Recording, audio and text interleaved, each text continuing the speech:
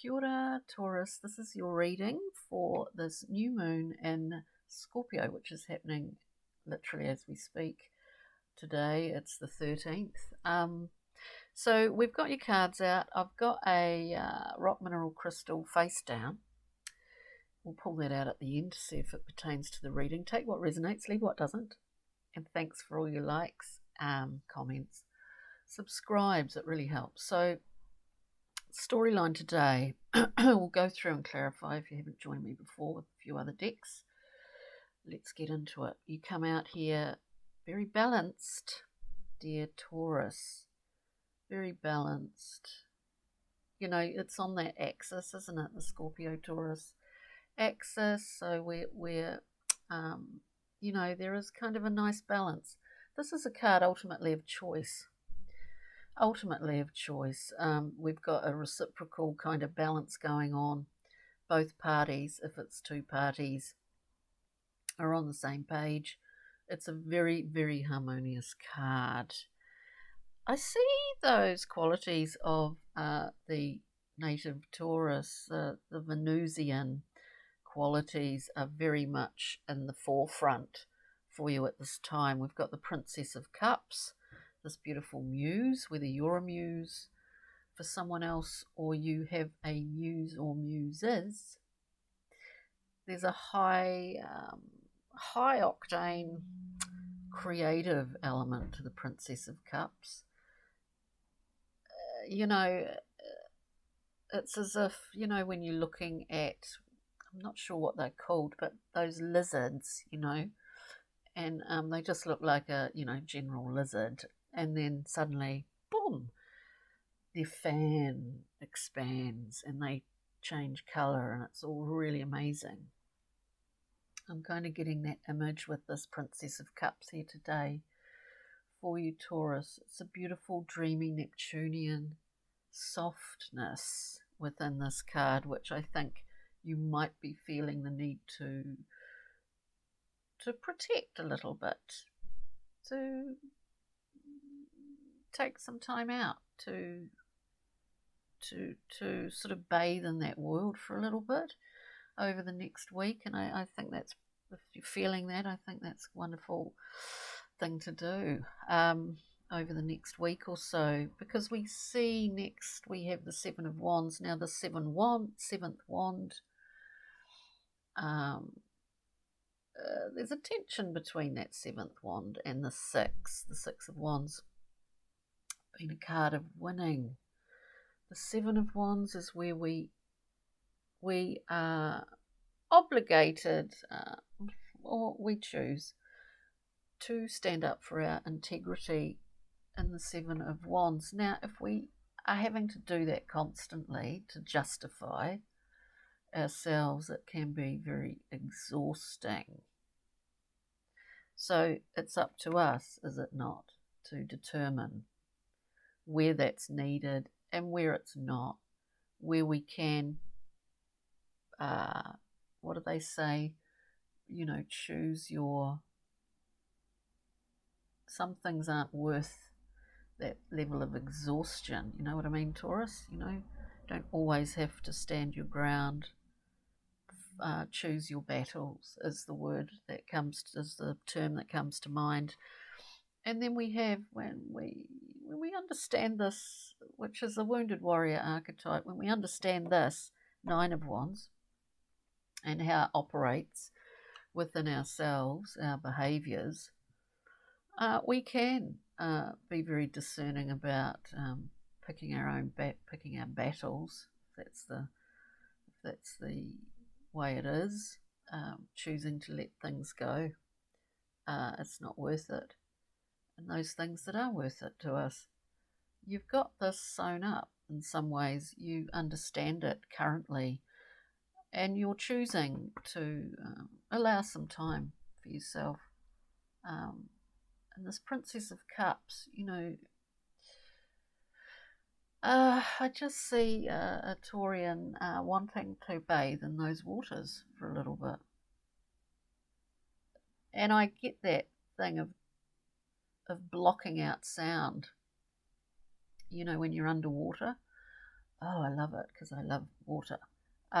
You block out the world. Nine of Wands, wounded warrior.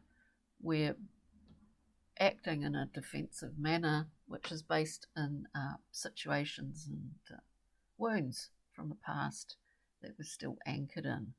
I think you understand this. I mean, primarily, it's just the case of being aware of these things sometimes, isn't it? It's just an awareness is a great beginning to understand. Now, let's clarify. We've got a few other decks here. We'll clarify, open the storyline up a bit for you, Taurus, at this time. Right. Oh, we have a excuse me. We have a victory here. We're looking at this two of cups. We've got a victory, and what the victory is over self-limitation. 8 of Swords, self-limitation. We feel bound, but we're not, actually. We're not. It's in our mind. All the 8s refer to the mental faculties. It's in our mind. We can't always trust our mind. And then we have the beautiful 6 of Wands. What do we have in here? We have the 7, where we have to justify blah, blah, blah, where we're coming from, all of that. But we have and can be rest assured and comfortable within this feeling that we are in, the state that we are in, Taurus, at this time. And that is something you can be confident about and not succumb to self-limitation. So let's keep going.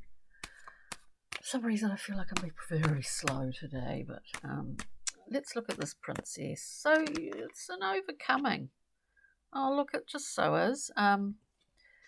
Here we have, we're looking at that Princess of Cups. We've got, again, 9 of Wands. This wounded warrior. We have understood. Look, and when we go into some of these, when we're feeling highly creative, really want to enjoy this sort of beauty and the beautiful things of life, you know. I've lost where I was going with that.